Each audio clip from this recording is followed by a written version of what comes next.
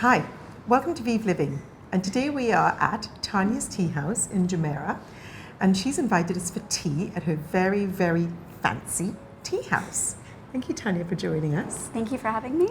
And Vieve Liviing, whilst we are usually focusing on women 40 plus, I think what we really also need to think about, it's super important, is that we can get inspiration from anywhere. There are lots of women who are younger who can inspire us, lots of women who are older who can inspire us. And Tania is one of the young women today that really inspires me. And she's got a beautiful concept at her tea house where she's looking at tea and well-being and how it can support health and well-being.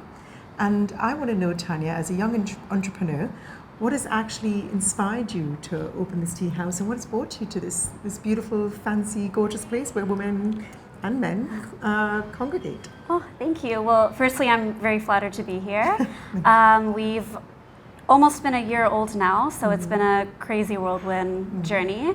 Well, I was raised in Dubai the last 14 years, and it's always been my dream while I was growing up here to open up a place that feels just authentic, just has a good vibe, has, pretty food to eat, obviously food that tastes good as well. Yeah. And just, I really hone into the whole idea of cafe culture and using a cafe as like a safe haven and escape from the daily nuances of your life. So while I studied in Toronto, I saw so many cafes like that there. When I moved back after university, I thought I need to open up something which specializes in teas, because nobody understands the profound effects they have on your body and just how immensely powerful they can be. And I have a background in anthropology, and having looked at many different cultures, tea is a really important part of every culture. And for sure. Even in a British culture, you walk into a British home and the first thing you're offered is a cup of tea, when you're welcomed anyway. And well, actually, when you think about it, in most cultures, when you are welcome, the most important thing is to share a cup of tea together. Definitely. And there must be something more to tea than that. There must be something to do with not just getting together and communicating and congregating. There must be something about what it does for your health and your well-being. Definitely. Firstly, the medicinal effects they have on you, like you said, the anthropological factors of it being something that's like a communal shared activity, which brings about happiness and a kind of sense of comfort and soothingness, for sure. Yeah, you said that really beautifully, Tania. Oh, thank you.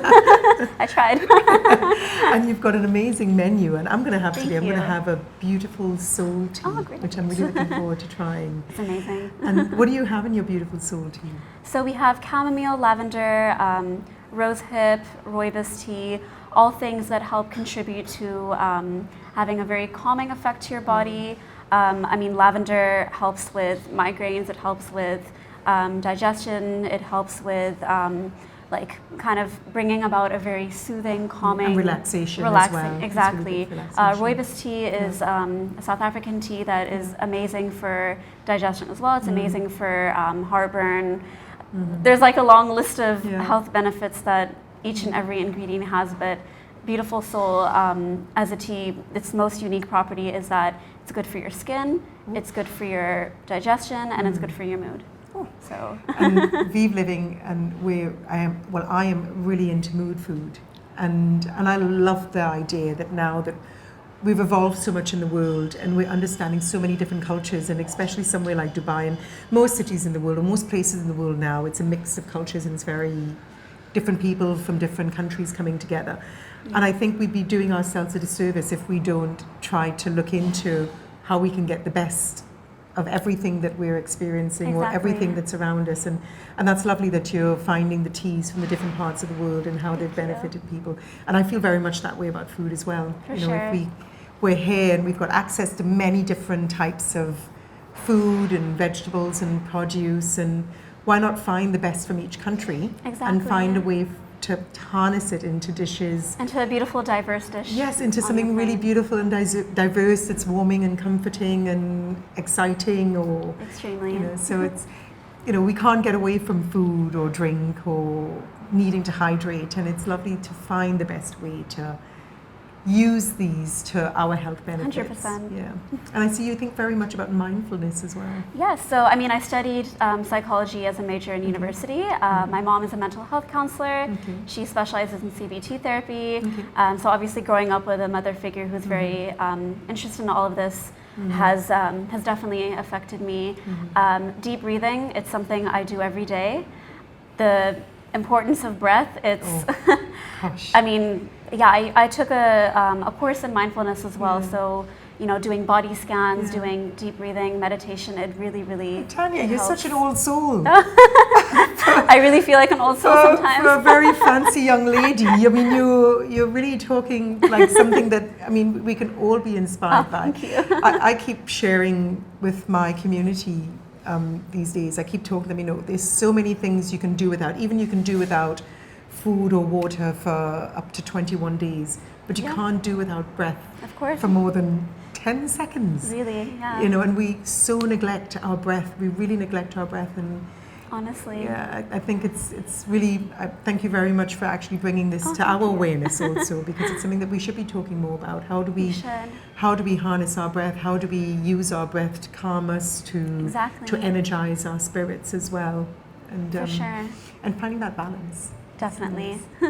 And making it a part of your daily routine. I mean, it's not easy, but once you do it, you can breathe through pain. You can breathe. I mean, women breathe through labor. Like Lamaze is like a way to to go through anything. It really helps. Gosh, Tania is really, she's really sharing with us in quite a big way. I'm loving this. Thank you. And do you want to tell me a little bit more about what got you to think about tea as a way to treat? So during university, while I was still studying psychology, I had a wrist injury, and I basically had carpal tunnel syndrome, and then it led to another wrist nerve disorder. So I had 2 surgeries back to back, was left with, a chronic pain condition.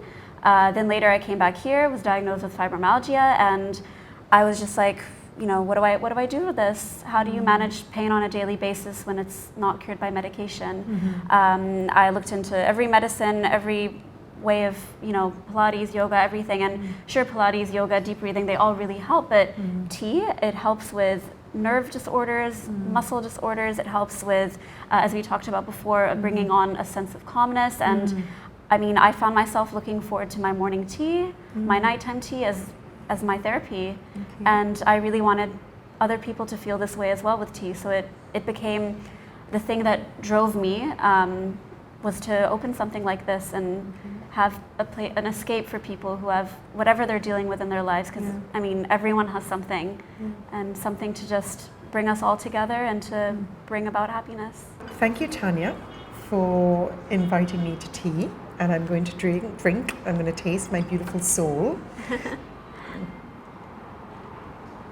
And it's super delicious. Thank you. And what are you having?